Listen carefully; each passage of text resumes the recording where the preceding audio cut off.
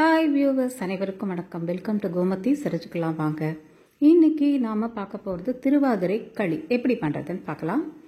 திருவாதிரை களி பண்ணி தாம்பாளத்தில் வாழை இலையை போட்டு இந்த களியை வச்சு வெத்தலை பார்க்க பழலாம் வச்சு சாமிக்கு நைவேத்தியம் பண்ணுவோம்.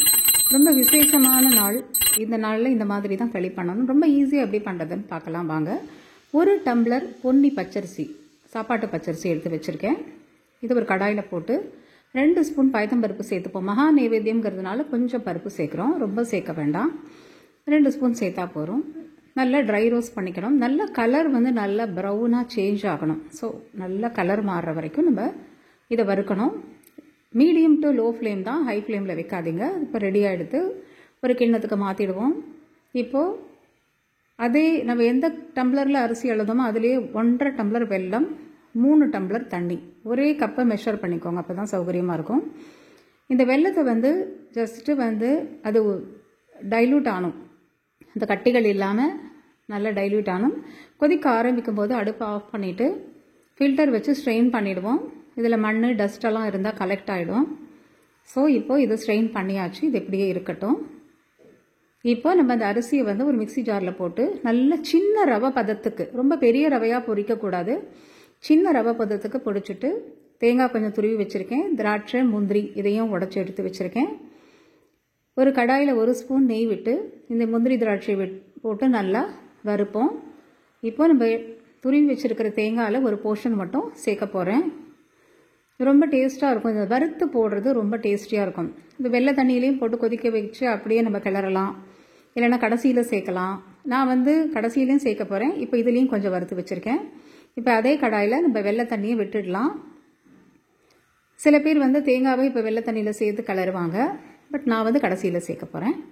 இப்போது அரைச்சி வச்சுருக்கிற இந்த அரிசி பவுடர், ரவை பதத்துக்கு அரைச்சி வச்சுருக்கிற பவுடரை பாருங்கள், நல்லா கிளறணும். அடுப்பை கம்ப்ளீட்டாக லோவாக்கிடுங்க, மேலே தெளிக்கும், இல்லைன்னா கைவிடாமல் கிளறணும். லம்ஸ் இருந்தால் பயப்பட வேண்டாம், அந்த கட்டிகள்லாம் உடஞ்சிடும். ஸோ பாருங்கள், நான் அந்த வீடியோ கட் பண்ணாமல் தான் காட்டுறேன். எவ்வளோ ஒரு நிமிஷத்துக்குள்ளேயே அது நல்லா கெட்டியாயிடும் உங்களுக்கு. ஸோ இப்போ என்ன பண்ணுறோன்னாக்கா, ஒரு கண்கரண்டி வச்சு நல்லா கொஞ்சம் நசுக்கி கலந்து விடுங்க. 1-2 கட்டிகள் இருந்தாலும் சரியாயிடும். ஸோ இப்போது சூப்பராக பாருங்கள், பார்க்கும்பொழுதே நல்லா உருண்டு திரண்டு வந்திருக்கு. 2 ஸ்பூன் நெய் சேர்த்துப்போம். வறுத்து வச்சுருக்கிற முந்திரி, பருப்பு, திராட்சை எல்லாம் சேர்த்துப்போம். 1/2 ஸ்பூன் நம்ம ஏலக்காய் பவுடரையும் சேர்த்துடுவோம். சேர்த்து நல்லா கிளறிடுங்க, நல்லா கம்பைன் பண்ணிவிடுங்க. ஸோ இந்த சூட்லேயே இருக்கட்டும். நம்ம அடுப்பை ஆஃப் பண்ணிவிட்டு ஒரு 5 மினிட்ஸ் அப்படியே விட்டுடுங்க.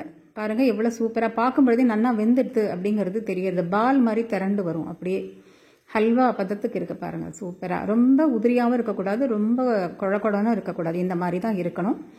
நான் இப்போது தேங்காவை சேர்க்குறேன். தேங்காவையும் சேர்த்து ஒரு தடவை நல்லா கலந்துட்டு இப்போது நம்ம நைவேத்தியம் ரெடி ஆயாச்சு. இப்போ சுவாமி கிட்ட ரெடி பண்ண வேண்டியது தான். ஒரு கோலத்தை போடுவோம். சின்னதாக ஒரு கல்யாண கோலம் போட்டு தாம்பாளம் வச்சு வாழை இலை, நுனி வாழை இலையை சுவாமிக்கு போட்டு அதில் வெத்தலை பாக்கு, பழம் எல்லாம் வச்சு நம்ம நைவேத்தியம் பண்ண போகிறோம்.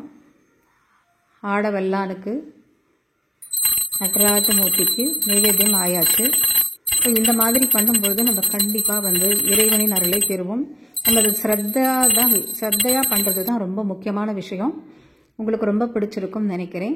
நீங்களும் இதே மாதிரி ட்ரை பண்ணி பாருங்கள், நல்லா வரும். நல்லபடி பூஜையும் பண்ணுங்கள். எல்லோரும் இறைவனின் அருளை பெறுவோமாக. திருச்சிற்றம்பலம்.